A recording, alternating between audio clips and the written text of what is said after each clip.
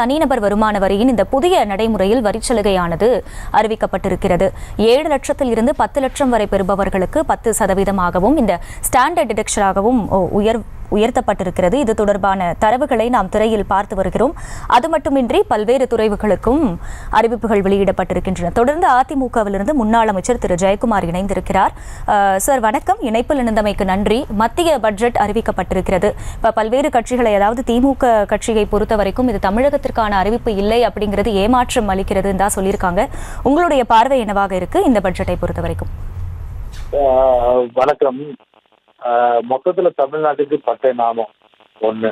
ரெண்டாவது தமிழ் தமிழ் தமிழ் சொல்லிட்டு தமிழ்நாடு வரும்போதுதான் தமிழ் நேசிக்கிறேன், தமிழ்நாடு நேசிக்கிறேன்னு சொன்ன பாரத பிரதமர் திரு மோடி அவர்கள் குறிப்பா தமிழ்நாட்டுக்கு ஒண்ணுமே செய்யல. ஒரு விஷயம். ரெண்டாவது விஷயம் என்னன்னா, எப்போதுமே ஒரு திருக்குறளை ஒரு மேற்கோள் காட்டி நிதிநிலை அறிக்கை படிக்கிறது வழக்கம். அதையும் மிஸ் பண்ணிட்டாங்க. ஒட்டுமொத்தமா ஒரு தமிழ்நாடு தமிழ் அந்த வஞ்சிக்கப்படுகின்ற ஒரு நிலையை நம்மளால பார்க்க முடியும். ஒண்ணு. ரெண்டாவது பார்த்தீங்கன்னா, தமிழ்நாட்டுக்கு எவ்வளவு தேவைகள் இருக்கு. இப்போ பார்த்தீங்கன்னா குறுவை சாகுபடி, அது பார்த்தீங்கன்னா அந்த பணம் விவசாயத்துக்கு வரல. அதே ஆந்திர பிரதேஷ் 15,000 கோடி ரூபாய் ஒரு சிறப்பு நிதின்னு சொல்லி ஒதுக்க முடியுது. பீகாருக்கு 26,000 கோடி ரூபாய் சிறப்பு நிதி ஒதுக்க முடியுது. அந்த 26,000 கோடி 15,000 கோடி என்ன ஒட்டுமொத்தமா பீகார் மக்கள் கொடுத்த ஒட்டுமொத்த வரியா, இல்ல ஆந்திர பிரதேஷ் மக்கள் ஒட்டுமொத்தமா 15,000 கோடி மத்திய அரசு கொடுத்த வரியா? நம்முடைய வரி அதுல இருக்கு. அப்படி இருக்கும்போது ஒரு வரி பகிர்மானது ஒரு நிதி அளிப்பது ஒரு சரிசமா இருக்கணும். அதுதான் உண்மையிலேயே ஒரு அரசு செய்ய வேண்டிய ஒரு விஷயம். அவங்க ஆட்சி தக்க வைக்கிறதுக்கு ஒரே காரணத்துக்காக இன்னைக்கு அவங்களுக்கு 26,000 கோடி 15,000 கோடி அள்ளி கொடுத்து நீங்க அள்ளி கொடுங்க. அதே போல தமிழ்நாட்டுக்கு இவங்க கேட்க தவறிட்டாங்க. யாரு இந்த திமுக பொறுத்தவரை 40 MP மொத்தம் அவங்க கூட சேர்ந்து வெறும் சுண்டல் வடை காஃபி அப்புறம் பார்லிமெண்ட்ல போயிட்டு கதை அடிச்சுட்டு வருது. இந்த மாதிரி பாக்குறவங்க ஒரு பிரைம் மினிஸ்டர் ஒரு மோடியை பிரதமரை எத்தனை முறை போய் இந்த மாதிரி நிதி எங்களுக்கு வேணும் சொல்லி அழுத்தம் கொடுத்துருக்காங்க. அதே போல இது நிதியமைச்சர்களை பார்த்துருக்காங்க. ஒன்னும் இப்ப மட்டும் குறை சொல்றது மட்டும், முன்னாடி அதுக்குண்டான முயற்சி என்ன எடுத்தாங்க? ஒரு அழுத்தம் கொடுத்தாங்களா? எந்த அழுத்தமும் கொடுக்குது. இப்போ ஒட்டுமொத்தமா என்னாச்சு?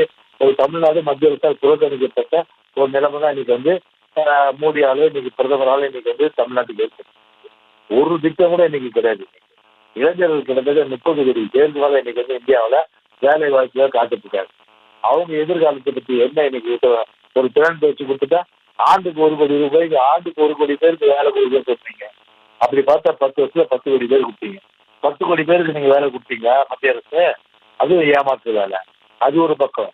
அதே போல நம்ம ரயில்வே பணிகள் பல்வேறு வகையில் இந்த மெட்ரோ 2ஆம் கட்ட அந்த ரயில்வே திட்டம் அன்னைக்கு நிதியமைச்சரா நான் இருந்த காலகட்டத்தில் அன்னைக்கு திரு வெங்கையா நாயுடு டெல்லியில சந்திச்சு நாங்கள் போன அமைச்சர்கள் குழு போயிட்டு சந்திச்சு அதன் அடிப்படையில அழுத்தம் கொடுத்து 2வது கட்டத்துக்கு நாங்கள் அனுமதி ஆகும். அதுக்கு அந்த எங்க காலகட்டம் வரல 10ஆண்டு பூர்வாங்கம் எல்லாம் நடைபெற்று ஒரு நிதியை வாங்கணும். ஆனா இப்ப இந்த இந்தியாவில் திமுக ஆட்சி நிதியை வாங்க தவறிச்சு. நிதியை வாங்கி தவறிட்ட வச்சுருல அந்த நிதியை பெறுவதற்கு என்ன அழுத்தம் கொடுத்தாங்க? இப்ப அந்த நிதியம் மெட்ரோ ரயில் திட்டத்துக்கு அந்த நிதி கொடுப்பதுக்கு எந்த நடவடிக்கையும் இல்லை. இந்த மாதிரி பார்த்தீங்கன்னா வருமானம் அந்த பிக்சர் அதே 10 லட்சமா ஆக்குறாங்க. எல்லாம் இன்னைக்கு என்ன எல்லாம் பார்த்தீங்கன்னா ஐடி கம்பெனில இருந்து எல்லாமே இன்னைக்கு நடுத்தர வர்க்கம் எல்லாமே இன்னைக்கு ஏதோ ஓரளவு இன்னைக்கு அவங்க பார்த்தீங்கன்னா ஒரு வருமானம் ஈட்டக்கூடிய அளவில் இருக்கிற ஒரு நிலையில அவங்க போய் ஒரு 10 லட்சத்துக்கு உச்சவரம்பு ஃபிக்ஸ் பண்ணி அவங்க டாக்ஸ் இல்லைன்னு சொல்ல வேண்டியதானே. அதுக்கு ஒரு ஸ்லாப்.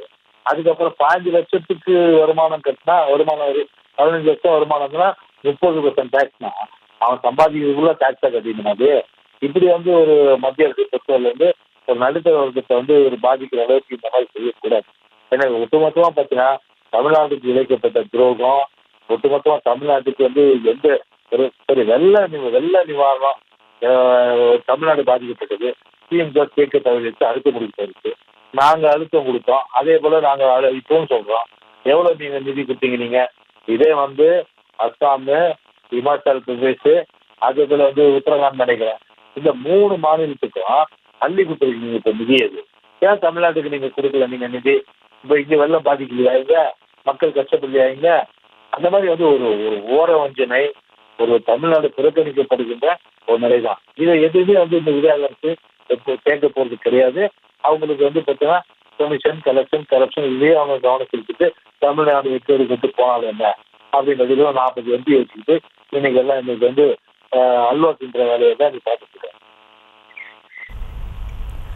இணைப்பில் இணைந்து உங்களுடைய பார்வைகளை பகிர்ந்து கொண்டமைக்கு நன்றி திரு ஜெயக்குமார்.